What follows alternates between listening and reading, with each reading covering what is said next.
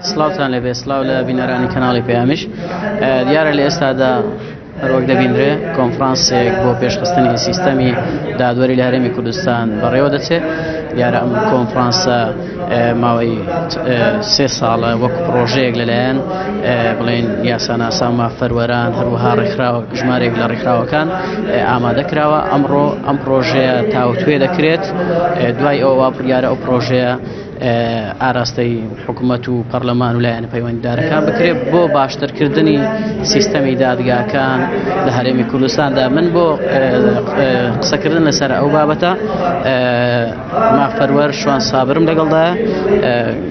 کاک شوان سڵاو دەبێت گەر پێمان بڵێ ئەو پرۆژەی ئێوە چیە دەتانەوێت چی بکەن لە ڕێی پرۆژەیە؟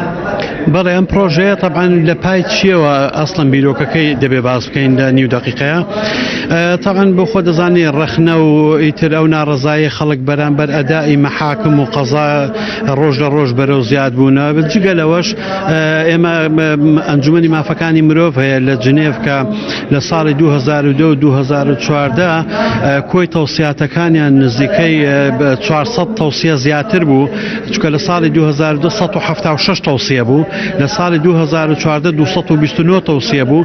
بەشێکی زۆر لەو تەوسیاتانە پەیوەندی بە باشکردنی ڕەوشی دادوەری و دادپەروەری و ئیتر سزادان و محاکەمەکردنی ئەو کەسانی کە تاوان ئەنجام دەدەن کە گەندەڵی دەکەن پەیوەندی بۆ شتانەوە هەبوو. ئێمە کۆمەڵێک لایەن هەستاین بەوەی کە بابڕین کار لەسەر ئەو تەوسیاتە نێودەوڵەتیانە و کار لەسەر ئەو ڕەخنە ناوە خۆیانە بکەین کە ڕوبەڕووی قەزا دەبوو. بۆیە لێژنەیەک دروست بوو. ئەو لێژنەیە لە نوێنەری ئەنجومەنی قەزا خۆی داواکاری گشتی ڕێکخراوی سەربەنەتەوە یەکگرتوەکان و منەظەماتی ناوەخۆ لێژنەیەکمان دروست کرد. کارمان لەسەر ئەوە کرد کە چۆن ئەو تەوسیاتانە جێگەی بکەینەوە لەو پرۆژە چاکسازی کە ئێمە مەبەستمانە گەڵاڵی بکەین. ئەوە بوو دەدانیشتن کرا بۆ ئەندامانی خێزانی قەزایی. دوایەوە مؤتەمەڕی عام کرا. دەبوایە مخرجاتی مؤتەمەڕی عام تەرجەمەی عەمەلی بکرێت بەوەی ئیشی لەسەر بکەین، بەڵام بەهۆی داعش و ئەوانەوە نەکرا، تەئجیلمان کرد. ئێستا ئەمڕۆ با بڵێن کۆتایی پێهێنان یاخود سیاغەکردنی نهایی ئەو 440 تەوسیەیە کە لە کۆنگرەی گشتی ئیقرار کرد. شوان ئێوە پێتان وایە دادگاکان لە هەرێمی کوردستان لە چ ڕەوشێکدانە؟ پێتان وایە وەکو بڵێن بەکاری یاسایی خۆیان بەتەواو هەڵنەستاون؟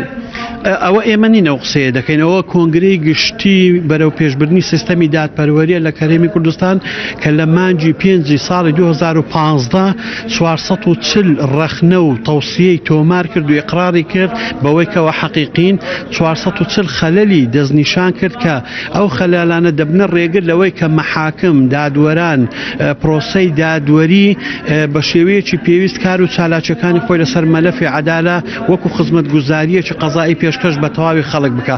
ئەوە بۆ خۆیان ئیقراریان کرد و مؤتەمەڕی عامە. واتە کاتێک کە کابرا بۆ خۆی بڵێ من نەخۆشم تەواو من ناتوانم تۆ پێی بڵێم تەندروستی.